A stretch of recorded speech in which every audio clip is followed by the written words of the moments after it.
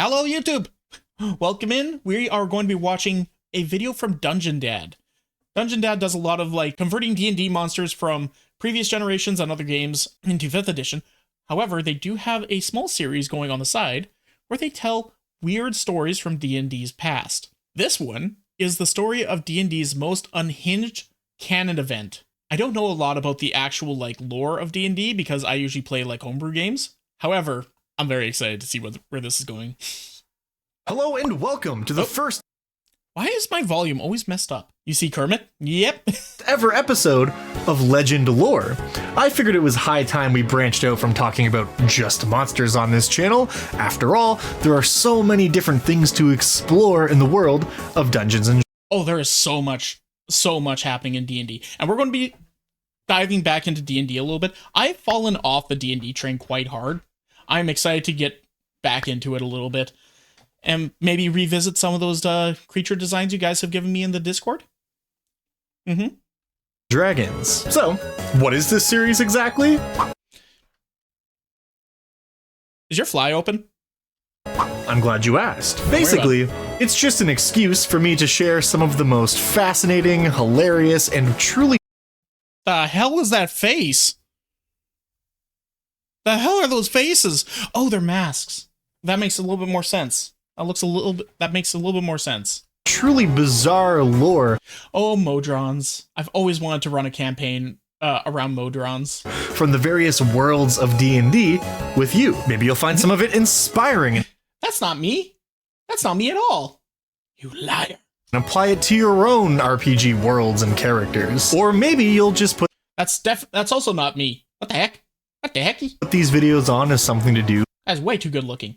while you do your homework. But whatever brought you here, I hope you sincerely enjoy these tales from around the multiverse, because some of this stuff is buck wild. To get us kicked off on this journey of discovery through the worlds of Dungeons and Dragons, I want to start off by telling you a story that is near and dear to my heart. It's a story of devotion, revenge, and total chaos. Today, We love chaos. we're going to be talking about an event that went down in history to be known as the Night of 14 Magisters.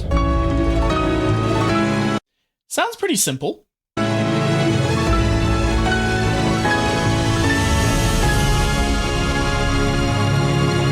These D&D channels with their opening themes and opening screens and stingers and all that, they put so much effort into the arts, and I love it so much. They just love the arts.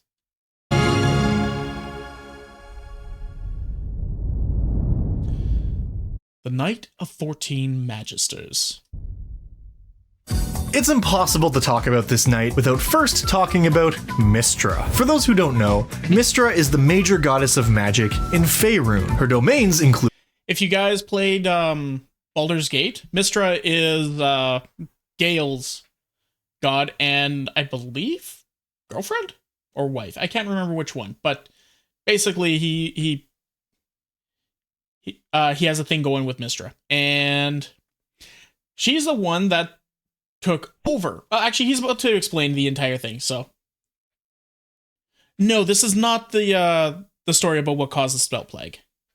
magic, spells, the weave, and posting thirst traps to Twitter.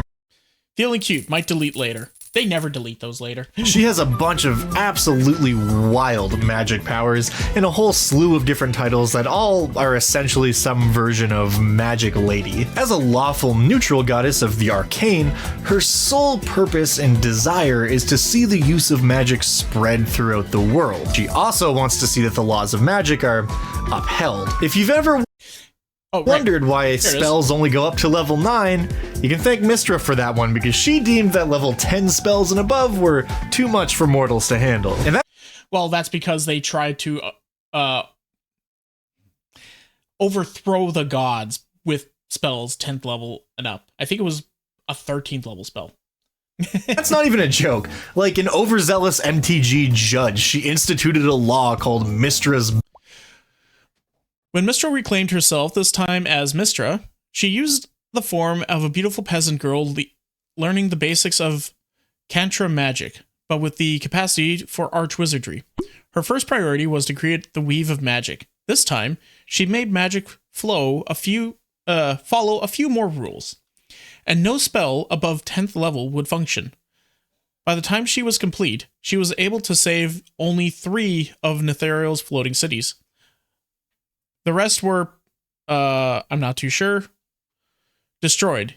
These three, Honoria, Azram, and Hollandaise, I'm just going to call it Hollandaise, were high above the ground, high enough above the ground to survive. There we go.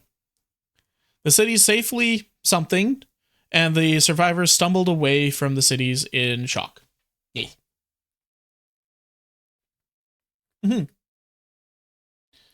This dude looks so familiar to me. Oh, possibly. Ban that prevents yes. on a cosmic scale any mortals from casting spells that are above level 9. But that's a story for another time. The only reason I Honoria, Azram, and Hollandaise sauce. Exactly. Those 3 places. say all this, and it's all very important to understand, is because Mystra's mortal agents all follow a very peculiar structure of organization. I mean, of course, she has churches and worshippers, clerics and acolytes, all arranged in what is essentially a Ponzi scheme like any good deity does. But sitting atop all that is a single individual that Mystra has chosen to be her magister. Basically, the magister is like the pope of Mystra's following if he could fly around and shoot fireballs using magic.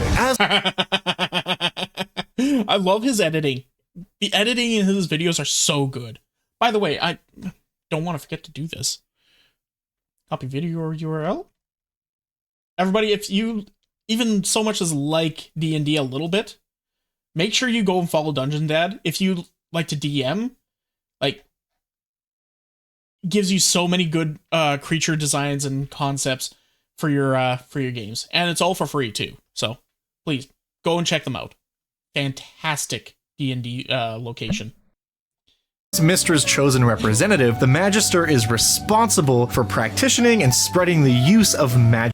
I am interested as to why he's using a red mage of Thay, but Magic in all its forms. As a lawful neutral faith, ethics and morality don't really get in the way of this goal. It doesn't really matter what magic is being used for, so long as it's being used for something that will likely propagate the use of magic even further. If, for example, the Magister were to construct an academy in the center of a large city that was dedicated to teaching magic to as many people as possible, that would be seen as an objectively good outcome to Mystra. Whether those students go on to commit war crimes in the name of a king using magic or help underprivileged youth with their magical abilities, yeah, it doesn't matter. The fact is, they learned magic. Doesn't really matter to her. The other thing that's really important, Unless one of those people commits such heinous crimes with magic to the point where they would actually like outlaw magic and prevent people from learning it, then Mystra might be a little pissy. to understand about the Magister and their position, is that the way succession is determined is absolutely insane. And by insane, I mean, it's basically just Afro Samurai rules. Such a fantastic anime. If you're the Magister, at any time, somebody can challenge you to a duel. You must accept the duel or forfeit, and because of the volatile nature surrounding magic, especially at a high level, the outcome of this duel is usually death. As you can imagine, that makes the life of your typical Magister a pretty lonely one. They basically spend all their days working towards whatever arcane project they're set on, with the understanding that at any moment, some rival magic user might pop out and try to send them straight to the Shadow Realm. Also,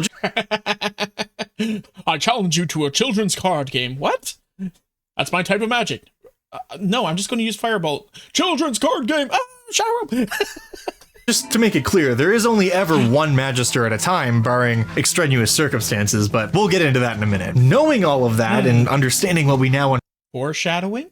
understand, the fact that there was an event called the Night of 14 Magisters should be raising so many red flags.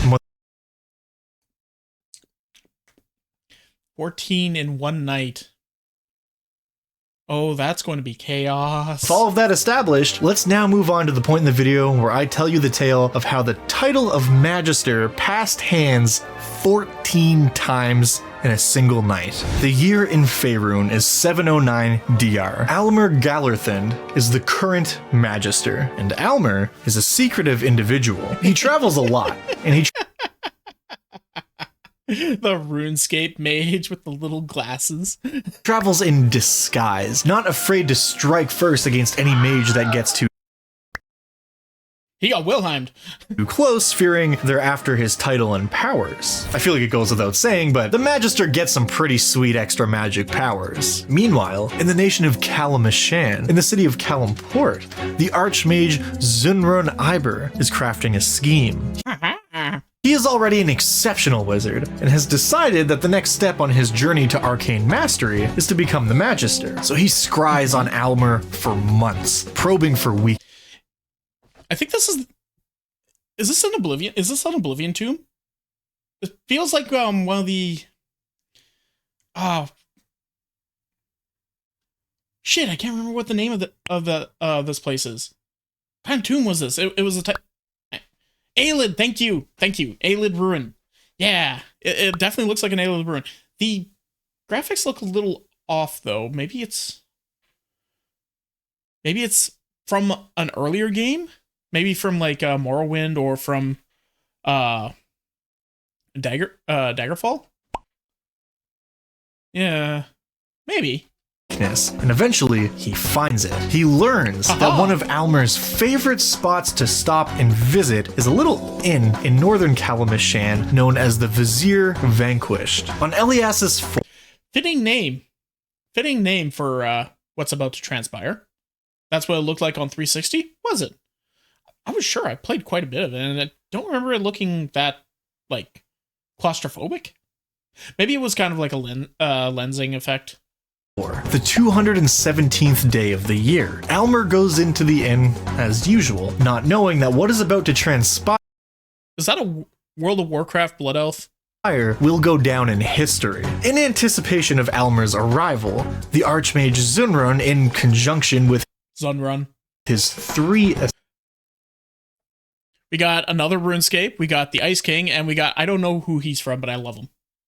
assistants, makes 12 fully functioning clones of himself. Creating 12 clones of yourself is a monumental task, and the sheer amount of arcane energy summoned to do this knocks Zunrun unconscious and kills two of his three assistants. But the ritual is a success and the clones are created, all born with the directive implanted in their mind to hunt and kill Almer. The clones arrive at the inn. Almer is none the wiser, and they all strike at once. During the ensuing battle, Almer manages to kill off 3 of the clones, but is ultimately slain by them. And what happens next is truly one of the funniest things to ever transpire in a canon D&D setting.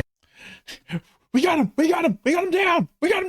All 9 of the clones suddenly become the Magister. Since they are all technically the same person, the Magister's power is granted to all of them, as well as the unconscious Archmage. But these clones were not constructed to house such power, so this sudden influx of Magister juice makes them all go mad, and suddenly they start throwing spells at one another, trying to kill each other in a frenzy that also destroys the inn in the process. Meanwhile, back in Zunrun's wizard tower, someone finally regains consciousness. But it's not Zunrun, it's the one of the 3 assistants that actually survived the arcane ritual. Ilinge Hardraw, which is presumably his legal name, wakes up to see the other 2 assistants dead and notices that Zunrun still hasn't regained consciousness yet. He knows that once Zunrun wakes up, he will bind the clones to him and consolidate the Magister's power. But while the Archmage is still incapacitated, Ilinge sees an opportunity. Coup de grace, motherfucker. He mercilessly strikes down the unconscious Zunrun, which in turn kills all of the clones and transfers the power of the Magister to him. Ilinge, who now holds this immense power in the palm of his hand, takes a moment. Okay, so that transferred to 2 people. Technically 2 or 3 people? Do the clones count as a separate entity? No, I think that's technically 1. to revel in the fact that he is the new Magister. However, back at the Vizier Vanquished, which is now little more than a pile of burning cinders, a local wizard named Belmer of the Six Thunders arrives on the scene just in time to see the last of the clones die. Belmer was hired as the fire stop mage for the local inn, which means that if the place ever caught fire, he would show up and put a stop to it. And while he was too late to do anything about the destroyed inn, damn it! he did notice something. In fact, he recognized the face the clones all shared and realized what was happening. So, Belmer heads back to his home and uncovers his crystal ball in order to scry on Zunrun. He does so just in time to watch Illinge murder him. As Illinge stood there gloating, Belmer took this. I love this video, but I have no idea what's going on. Basically, there can only be one. Opportunity to try and kill him with a powerful magic spell. It's not specified which spell he cast just walks up behind him, shoots him in the head. Here, but it was something that could be cast just by seeing the target, and therefore if you were scrying on somebody, you could cast it from a long distance, which is exactly what he did, and it totally worked. So that's Almer, the 9 clones of Zunrun, and Zunrun himself, Zunrun's apprentice Illinge, and now... Okay, so the 9 clones were counted as a separate entity. So we got 1, 2, 3, 4, then 5. Belmer, who have all held the title of Magister in less than 10 minutes, bringing our total for the night up to 13. Oh. Okay, the clones are each counted individually. Okay, fair enough then, fair enough. I mean, it's a little bit of a cop-out, but okay, fair enough. But this is the night of 14 Magisters, so who's our final... The blue dude with the crown is really silly looking. I love that. Adventure Time. Go watch yourself some Adventure Time. Archmage of the evening. Turnok Draethar was the son of 2 herbalists. As a young man, he traveled the countryside hoping to become the apprentice of a mage and learn the ways of magic. He was turned away time and time again, basically just being told by everyone he was a talentless hack fraud. Until one night, through an act of kindness, he helped an old man who was too drunk to stay and get home. That man turned out to be a powerful wizard whose name was Belmer. Belmer took Turnok in under his wing and agreed to let him be his apprentice since he had shown him an act of kindness. However, Belmer turned out to be kind of a dick. He was extremely paranoid and went as far as to place a magical tattoo on Turnok's chest that should he ever fucking ass. The fucking ass. betray his master, the tattoo would kill him. Over the years, while he did learn a little bit of magic here and there from his master, Turnok came to resent Belmer, and I mean, I feel like it's kind of obvious why. He did so with one decisive blow, hoping that if he was fast enough and killed him instantly, Belmer would not have time to activate the tattoo magic and kill Turnok. And his plan almost worked. He did not die instantly, but the flesh surrounding his tattoo began to quickly rot away, and before long, Turnok would be dead if he didn't do something fast. But fortunately for Turnok, the power afforded him by the Magister enabled him to cast an extremely powerful counterspell that Oh, this did happen in that same night. So this was years beforehand. Before Belmer became the Magister. Actually did make this fellow here his apprentice. And then years later, when Belmer just got home, that's when this dude decided, you know what? Screw all this shit. I am done with this. Was able to slow and eventually stop the... Wait, you don't know how to draw that S? Oh my god. Yeah, I'll show you how to draw that S. Oh my god. Right after this video.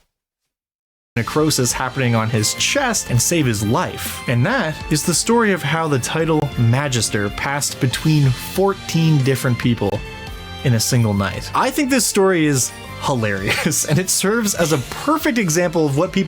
I think we can take 9 of those away because technically speaking, it's the same dude.